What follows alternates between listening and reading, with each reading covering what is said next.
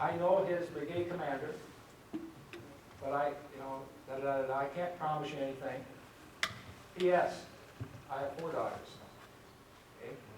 About a week later, I'm sitting at my section terminal, and they always come around with a list of soldiers that we're going to send back. Guess what? My name was on the list. My bags were packed in about that night. The next night, I took the next flight back to the States. My wife had a ticket for me to fly from Fort Gordon up to Minneapolis, because my daughter was performing in a graduation concert. She's a musician and she sings, and she didn't even know that I was back in the States. We kept it from her. That's hard to do from our daughter. Okay? And they snuck me in backstage. I'm in my desert uniform, and a thing of roses. She's out on the stage singing. Didn't they make shows like this? So I'm back there listening to her sing. She sang "Someone to Watch Over Me," and she's dressed up all neat and pretty, and she gets done with her performance, and the MC says, "Well, Crystal, that was a beautiful song you just sang, and I know your father would love to be here to listen to that." But wait, he is here. That was my cue. I come walking out on stage. I can still remember her face off in the distance. She turned around, saw me, and she just, in high heels, just, I gave her a big hug.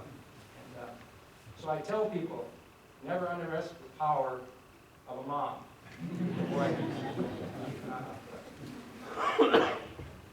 I like telling that story, and also the story of my sons.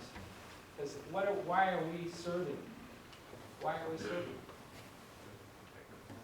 Protect our families. And there's this thing called the Constitution of the United States.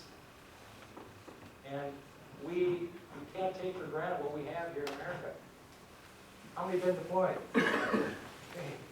You know what I'm saying? What we have here in America is special. And unless people, I think it should be a requirement to graduate from high school, to spend some time in a third world country, and see how people have to live. You would not take for granted what we have here in America. The legislation. Any questions about my military career or my family? Any questions on that? Feel free to do questions on it.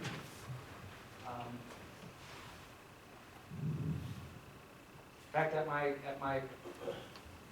when I retired, my unit commander, all I wanted is a cake that I can cut and give the people, because we had the Navy there. It was a joint operation, Army, Navy, Air Force, Marines, and all I wanted to do is just have a cake and maybe talk and say a few things, and we're going to do a full-fledged military retirement. And okay, we can do that. So get ready to give my speech. The Navy was there, all the different forces were there, the intel section there. And all of a sudden he says, well, there's somebody else that wants to cue in with you. Here, my son was in Afghanistan. They Skyped him. They put him up on the wall and allowed him to say a few words to me too in Afghanistan. And then my other son comes trooping in from Fort Hood, Texas. Didn't even let us know. So family is very important for what we're doing here in the military. So why, you might have asked, well, why are you in the legislature? Okay. Well, people found out I was getting ready to retire from teaching in 2007. And they asked me to consider running for office. Okay, I'm a conservative. And anybody else here teachers? Teachers? Okay. Just to let you know, there are conservative teachers. Okay. I'm a Republican. And I decided, okay, I'll go to the endorsement convention. Be careful. If you go to endorsement convention, you might get endorsed. Okay? which I did.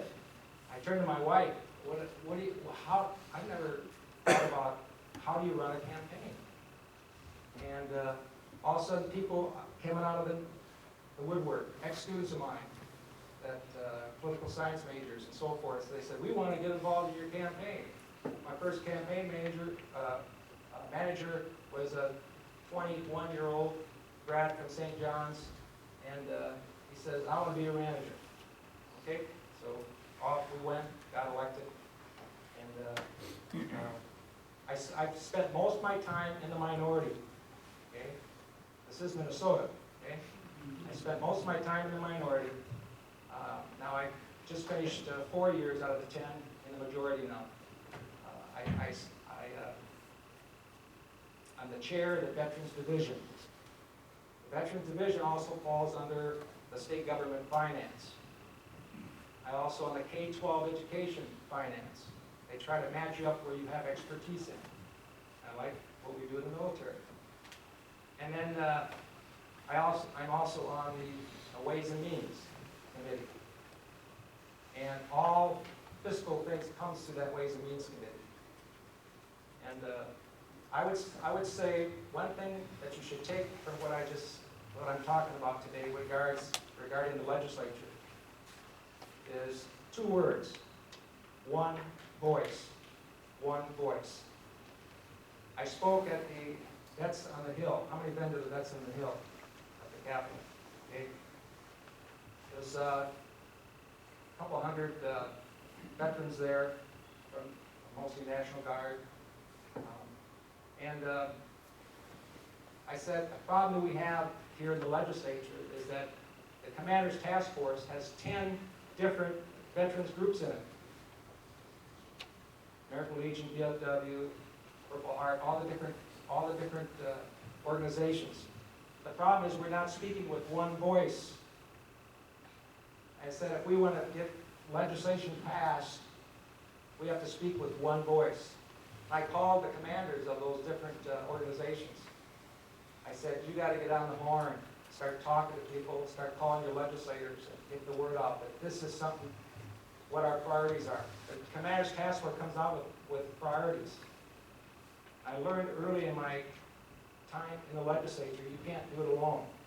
You have to reach across the aisle, work with people that you have some relationships with, as other veterans on both sides of the aisle, and you have to work within your own caucus to get those priorities, get them moving through the committee process, get them heard, find somebody in the Senate to carry it in the Senate, and when the language, it's the same language in the Senate as in the House, it comes to the House floor, the Senate floor, you vote on it, send it to the governor.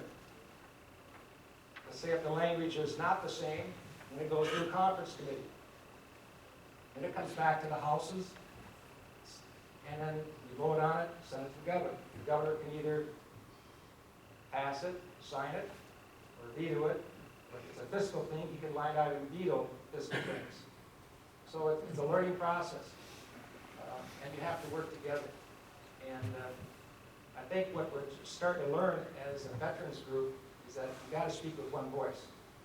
You have to speak with one voice. Let's take a look at some of the legislation that we passed.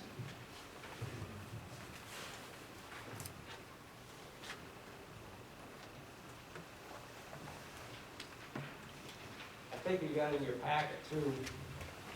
I'm working off something that's up on the screen. I think you got the same thing. Yep. I think the big thing is that first bullet point, veterans benefits, excluded all military retirement pay from state income taxes. What do you think of that?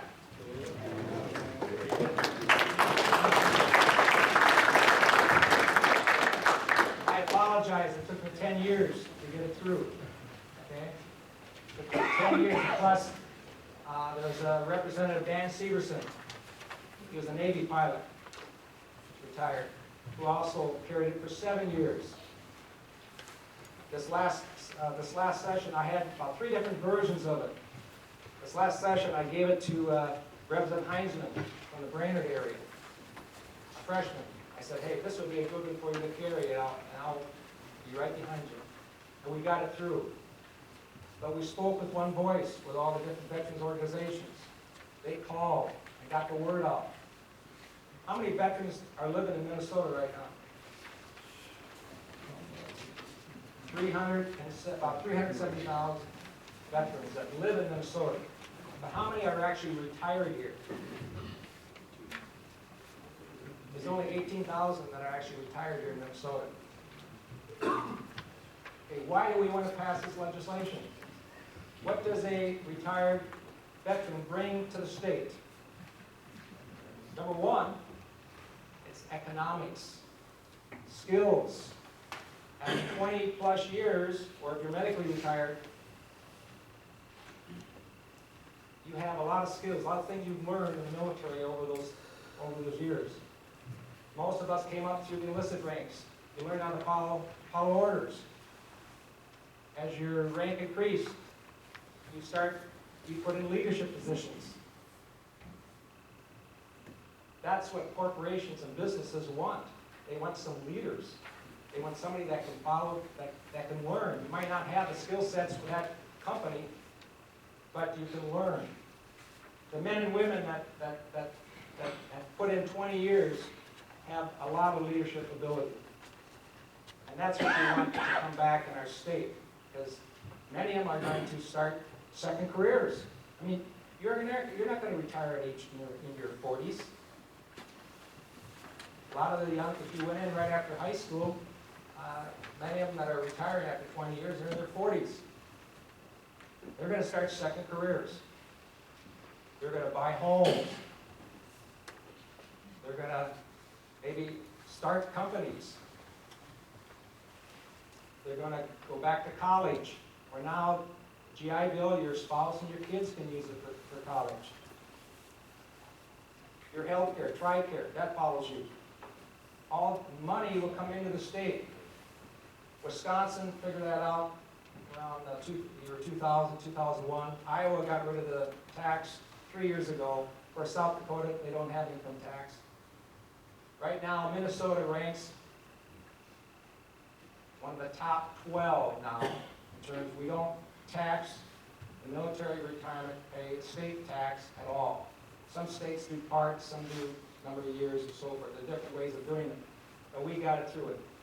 And a lot of people still don't know that it passed, because what happened to the tax bill? It got pocket vetoed by the governor. There's things in the tax bill too for veterans, and I'll cover that too. But I've been traveling around the state. I've been up Brainerd, I've been out to Wilmer, been down to Albert Lee, Rochester, St. Cloud, Forest Lake, Stillwater. I've been speaking at different American Legion VFWs. By the way, how many belong to a VFW American Legion? Good. Get those memberships. You need to be part of those organizations, because they do a lot for your communities. And we're losing a lot of our VFW American Legions. And we need to get a lot of our younger troops into membership into those organizations. Because a lot of things within a community, they put a lot of money back into the community. So we got it through. And it took 17 years, basically, between me and Doc Severson to get it through. But you had to be able to work across the aisle. You had to get the support from the Senate. And finally, we didn't have it in the tax bill. We lucked out there. I'm sitting on the House floor, and Speaker of the House, Kurt Dowd, he calls me up. He says, Bob, I think we can get it in the supplemental budget bill. What do you think? Should we do that? I said, duh, do it. And he got it in there, and it passed the Senate, passed the House, and the governor signed it. So that's, by the way, that House file is actually Senate file 40. So you can change that. And the House file number would be 299. House file 299 if you want to look it up. You know, that whole bill is part of a tax statute, and actually our getting rid of that tax on the veterans pension is only one paragraph. is we added veterans pensions to the legislation. A lot of people, I can't find that bill, I don't know where it is. Well, it's like one paragraph within a larger bill. And the omnibus budget bill is House File 2749. 2749. Next bullet point, and if you got questions, just interrupt me. Next bullet point, allow active duty military members and their families to immediately qualify for higher education grants and scholarships. Okay, I had some young soldiers come to me and say, we just moved to Minnesota, we joined the Guard, or the Air Guard, and we're in college now, I'm in college, but we have to wait for 12 months. You got, the current law said you had to be a resident of 12 months before you can start getting some of these different grants and benefits. And I said, oh, that's interesting. So I wrote up a piece of legislation stating that as long as you're drilling, you live in Minnesota, and you're drilling with the Guard, you qualify immediately. And we got that through. Also, for counties, permitted counties to create a private military discharge record register to make it easier for veterans to access their discharge records. How many know where your DD-214 is? Okay. Make sure it's in your safe deposit box. And when I was in the military, I told young troops, make a copy of everything the military gives you. Your health, your DD-214, anything that you get, make copies of it and start your own personal file. Because you know how things can happen, especially when you switch units. How many lost things in the past? Couldn't find them. Okay.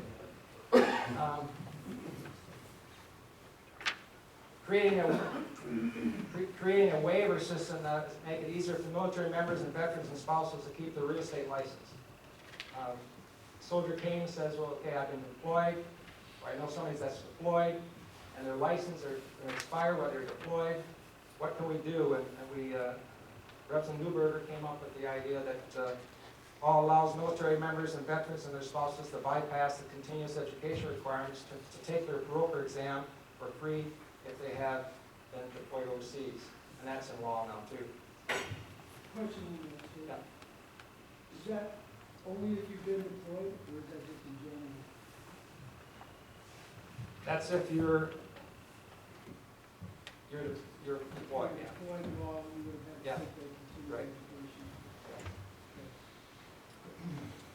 Next bullet point, we provide funding for veteran rent subsidies in Anoka County. That was a one-time appropriation. Another one, provide additional funding for state soldiers assistance program. Your county service officers. How many met your county service officer? Good, do it. Meet your county service officer. And a lot of times I get calls, and I'll listen to the veteran, what their issue is. And I learned in politics, if you do more listening, you probably learn a lot. And so I listen first, and then I'll ask them one question. Have you talked to your county service officer, Veterans County Service Officer? What's his usually answer? No, they haven't. I'll pull up my directory, say, what county do you live in? Okay, here's the county service officer you need to call. Here's his phone number, email. Get in touch, make an appointment with them. Sit down with your county service officer. They're trained by the department, Minnesota Department of Veterans Affairs, Larry Shelton's office, and they're hired by the counties. Some counties have, like Anoka has 5 veteran service officers. Washington County, where I live, has 4. Ramsey, depends on the number of veterans that are living in your county, depends on, determine the number of county service officers.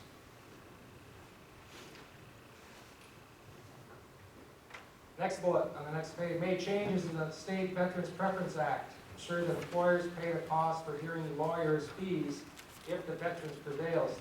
How many know Representative Howe? Okay. He's been working on this for about almost 3-4 years. I think we've got it to where the counties and the cities will accept it. There's still some tweaking to go. You know, he's worked hard on this piece of legislation. We can't please everybody, but I think it's something that we can work with. Made it easier for National Guard members deployed by the governor to vote. Representative Fenton allows the members to use overseas voting procedures. Previously, there was no way for these members in the National Guard to vote. So we passed some legislation for that. Representative Knobloch allowed driver's license to be included on the veterans on your license now. When you get your license renewed, you can actually have indicate on your license that you're a veteran. It's not mandated, you don't have to, but you can have it right on your license. Now, I also co-chair the MAG, Military Action Group. It's a think tank. And it's nonpartisan, just like the committee, it's nonpartisan. I think other committees can learn something the way we do things in the Veterans Division.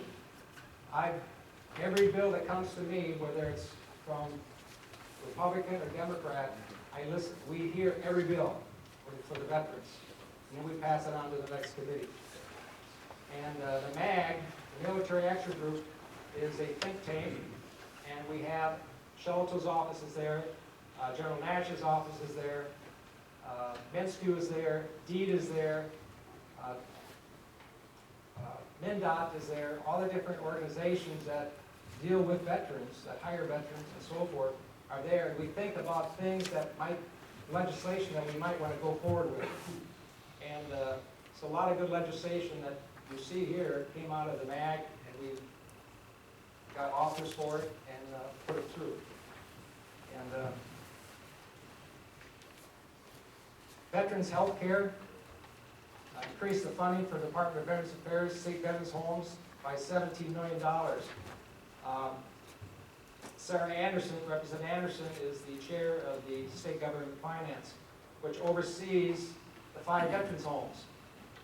And we increased the funding there for their veterans home by $17 million. Provide funding for study on mental health needs, Minnesota veterans. It's a study that's going on in terms of the problems that some of our veterans have after they come from combat. We did some legislation for that. Let's go down to veterans-owned small businesses. This is something, a piece of legislation we worked on. I've worked on it for 4 years now. We finally got it passed. How many here own business? Okay. How many here are certified as it's a veterans-owned small business? Okay, 1. What you need to do, you can get up to a 6% preference on state, if you're going to go for state bids. Could be selling paper, pencil, or road construction. You can get up to a 60% preference when you put your bid in for these bids. Doesn't mean you're going to get the bid, but you can get certified now right here in the state of Minnesota. Before, to get certified as a veterans-owned small business, you had to fill out paperwork galore to the federal VA. Now, all you need to do is go through our state. You go to Minnesota Department of Veterans Affairs, Shelto's office, your DD 214, and they will say, yes, you are a veteran. Okay, then you take that recommendation to the Department of Administration, who does the certification process. You have to own 51% of your business, and you fill out some forms. The reports I've been getting back, they get certified within 2 weeks. So if it's a veteran small business and you have a type of business that want to get state contracts, that's something they should consider. Honoring veterans. Established Military Spouses and Family Day, honor military families. Day on Sunday preceding Memorial Day is official Veterans Day. We also have an official day in Minnesota for Vietnam War Day and also Korean War Day here in Minnesota.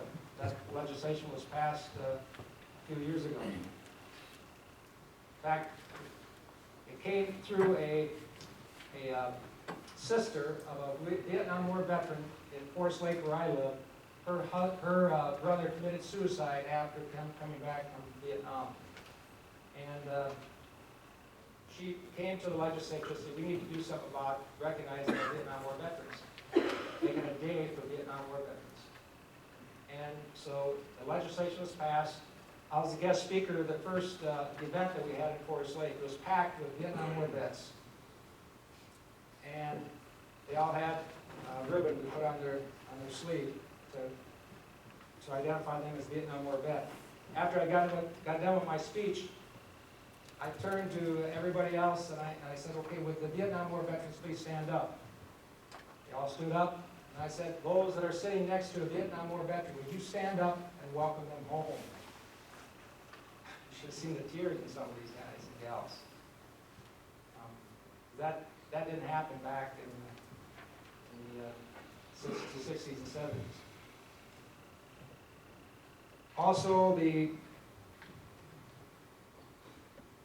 approved the memorial for the State and Medal of Honor winners. October 4th to the 8th of this fall, we have 54 Medal of Honor winners coming to Minnesota. Notice the Twin Cities is going to be the site for the 2016 Medal of Honor Convention. So 2,000 people are going to be coming into the Twin Cities. There's about 77 Medal of Honor winners alive in America, from all different ages. There's only one still alive from Minnesota. We don't know if his health is going to allow him to come up for it. But I've met 4 Medal of Honor winners already. They do not glorify war at all. What do they talk about? They're going to be going into high schools, talking to high school students while they're here. They're going to be talking about our country, our Constitution, what America's all about. That's what they're going to be talking about. And there's a curriculum now that high schools can get to the Medal of Honor Society. They can take teachers can take the training. The Medal of Honor Society pays for their subs to come and take the training. They have some more training in September. There's about 55 school districts that have already taken part in the training. They take the character development, it's called character development, back to their schools and put it in their curriculum. Because character does matter. And we also have a memorial that we're building. How many have been down to the Veterans Office building there by the Capitol? Okay. You know that fountain there that doesn't work? It's going to be something different now. We just selected a company to do the design and the building, and I carried the legislation that's going to be privately funded, imagine. I'm sure there's going to be some state funds going for it, but it's going to be a Medal of Honor memorial there for that fountain. And we're almost done here.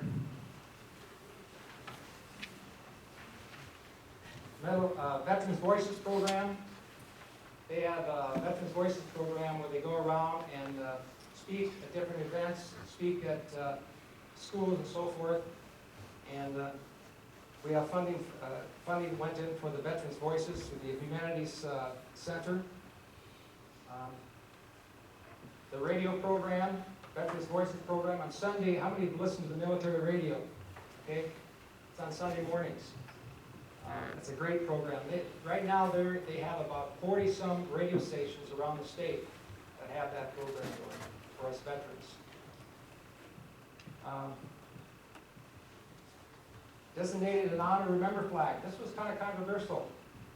I carried this legislation because Gold Star families came and brought this information to me, and I said, this is interesting. But a lot of veterans thought it was going to take the place of Old Glory. No, it's not. This is designed because these Gold Star families, they received this flag, and it actually has their name of their son, daughter, husband, or wife right on it. How many know some Gold Star families? Okay. Have they received the flag? Okay. And I had to